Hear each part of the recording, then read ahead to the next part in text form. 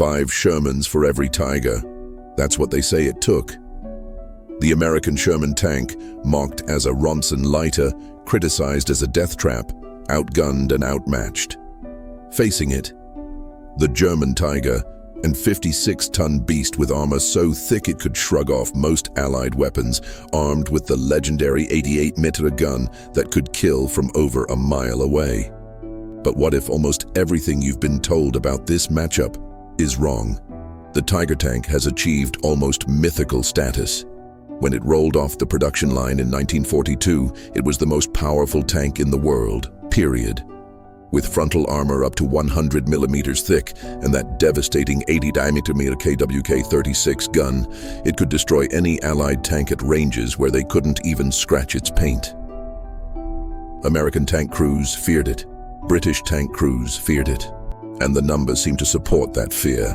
A Tiger, I had a kill-to-loss ratio of about 5.74 to 1 on the Western Front.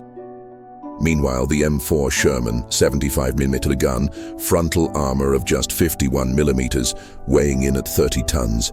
On paper, it's not even close. But here's the first thing that might surprise you. These tanks almost never actually fought each other. Let me put this in perspective.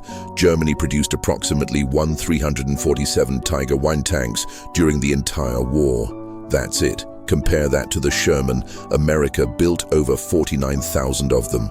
Britain produced thousands more of their own variants. At the peak of the Normandy campaign in the summer of 1944, the Germans had roughly 130 Tigers across the entire Western Front. The Allies, they were fielding thousands of tanks. Do the math. If you were an American Sherman crew member rolling through France, the odds that you would ever encounter a Tiger in combat were incredibly small. You were far more likely to face a Panzer IV, a Stu G3 assault gun, or even just German infantry with Panzerfaust anti-tank weapons. And here's something that will blow your mind. Most Sherman losses weren't even caused by tanks at all. Studies of knocked-out Shermans show that the majority, we're talking well over 50%, were destroyed by anti-tank guns, mines, and Panzerfaust rockets, not by other tanks. The Tiger accounted for only a tiny fraction of Sherman losses, simply because there were so few Tigers to go around. But okay, let's say you're one of the unlucky few who actually does encounter a Tiger. Are you doomed?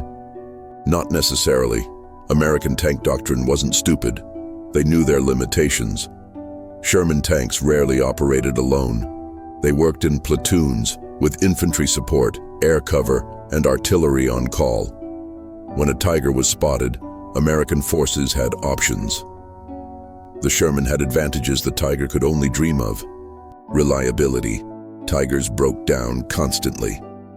Their complex suspension system, cramped engine compartment, and over-engineered design meant they spent more time being repaired than fighting. Shermans?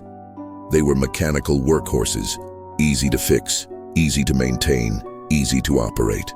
Speed and agility. A Sherman could reach 25-30 mph on roads and was nimble enough to outmaneuver the lumbering Tiger. In close terrain, towns, forests, hedgerows, this mattered enormously. And here's the critical factor: the Sherman evolved. By late 1944, many Shermans were equipped with the 76mm high-velocity gun, which could penetrate a Tiger's side armor at combat ranges. The British Sherman Firefly, mounting the powerful 17-pounder gun, could go through a Tiger's frontal armor at 1,000 yards. The Germans, meanwhile, couldn't afford to upgrade their Tigers. Every tank was precious. They couldn't risk the production time to implement improvements. They were locked into their 1942 design while the Allies adapted and improved. Here's what the 5 Shermans to 1 Tiger. Myth misses. World War II wasn't won by super weapons. It was won by logistics. While Germany was handcrafting Tigers, each one taking over 300,000 man-hours to build, America was mass-producing Shermans in purpose-built factories, shipping them across the Atlantic and keeping them supplied with fuel, ammunition, and spare parts. A Tiger might have been superior in a one-on-one duel. But war isn't a duel. its chest with thousands of pieces. Consider this. By the end of 1944, Germany was so desperately short of fuel that many Tigers were abandoned or destroyed by their own crews simply because they ran out of gas.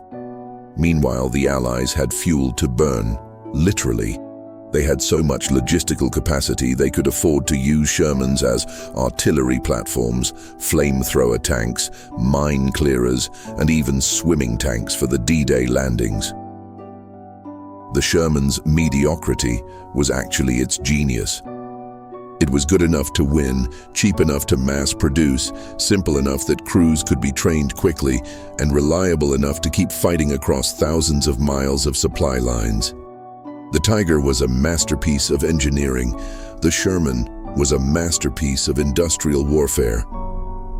So who wins, Sherman or Tiger? In a head-to-head fight on open ground at 1,500 yards, the Tiger wins almost every time, at least early war Shermans.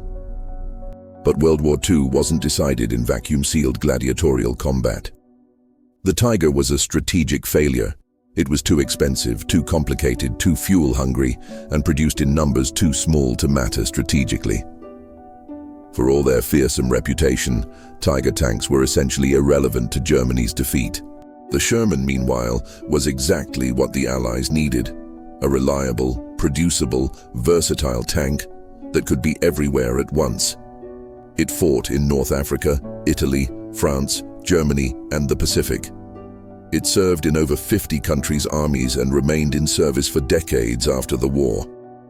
German tank crews may have feared encountering 5 Shermans, but German generals should have feared encountering 50,000 of them, because that's what actually lost them the war. The real contest wasn't Sherman versus Tiger.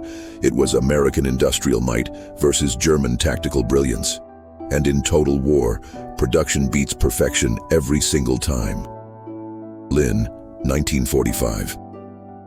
The Sherman wasn't the best tank of World War II, but it was the right tank, and in the end, that's what mattered.